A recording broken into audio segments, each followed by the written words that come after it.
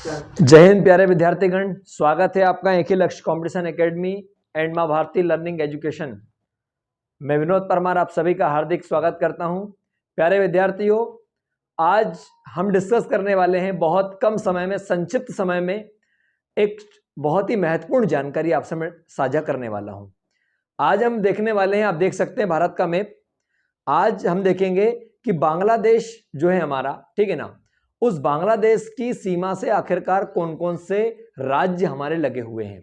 तो इसे याद रखने का सिंपल तरीका है, उस पर मैं आपको लेके आऊंगा। लेकिन देखिए आप सब जानते हैं कि 26 मार्च 1971 को बांग्लादेश, उस समय के पूर्वी पाकिस्तान, उस समय क्या था ये पूर्वी पाकिस्तान, उस समय के पूर्वी पाकिस्तान के शेख मुजीबुर रहमान ने ठीक ये घोषणा की कि बांग्ला की जो पूर्वी पाकिस्तान है वो उसे मतलब आजाद कराने का एक आंदोलन शुरू किया। इसीलिए बांग्लादेश, जो वर्तमान बांग्लादेश है, जो पूर्वी पाकिस्तान था पहले, वो अपना राष्ट्रीय दिवस मनाता है।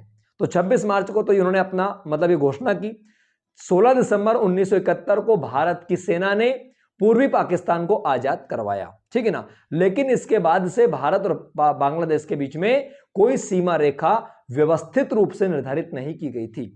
ठीक, ये विवाद लंबे समय तक चलता रहा। बांग्लादेश से घुसपैठिए भारत के अंदर आते रहे, ये आपने देखा, और हमारे भारत की व्यवस्था को बिगाड़ते रहे। असम देख लीजिए, बंगाल देख लीजिए, यहां पर आज भी बांग्लादेश से घुसपैठिए बहुत ज्यादा रहते हैं, ठीक है ना। ठीक, जिनको कि बाहर करना है, इसीलिए एनआरसी लाया गया। चलिए आगे देखते हैं हम लोग, अभी बात करूंगा उसके बारे में, आगे देखें।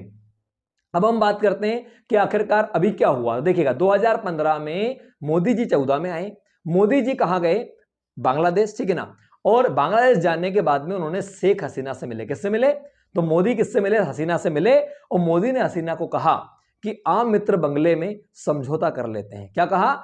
आमित्र बंगले में समझौता कर लेते हैं। क्या मतलब हुआ कि आ से असम, क्या बताएं आपका कहने का मतलब, असम की सीमा किससे लगती है? बांग्लादेश से। क्लियर ना। मित्र, मी से मिजोरम, त्रा से त्रिपुरा, मित्र। बंगले से पश्चिम बंगाल, और बंगले में तो में से मेघालय। इन 5 राज्यों की सीमा बांग्लादेश से लगती है, ये आपको ध्यान रखना है। क्लियर ना। तो ये आप सीख गए होंगे, क्या बोलेंगे? आमित्र बंगले में समझौता कर ले। किसने कहा? मोदी ने। किससे कहा बताएं? मोदी ने किससे कहा? हसीना, शेख हसीना वहां के प्रधानमंत्री है।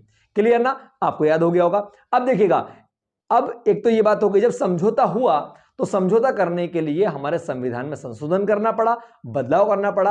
और जैसा कि आप जानते हैं कि हमारे संविधान के अनुच्छेद 368 के अनुसार संविधान में संशोधन करने की प्रक्रिया के बारे में दिया हुआ है। तो हम यदि बात करें तो देखिएगा, हमारे संविधान में 100वें नंबर का संशोधन किया गया, और बिल नंबर वो 119वां था। तो आप कंफ्यूज बिल्कुल नहीं होइएगा कि 119वां विधेयक, ठीक है ना, 119वां संविधान संशोधन विधेयक पारित हुआ और 100वां संशोधन हुआ प्रॉपर। तो संविधान में 100वां संशोधन भारत और बांग्लादेश की सीमा को लेकर किया गया था कि कौन से गांव हैं जो बांग्लादेश की सीमा में आएंगे, व कौन से गांव हैं जो भारत की सीमा के अंतर्गत आते हैं।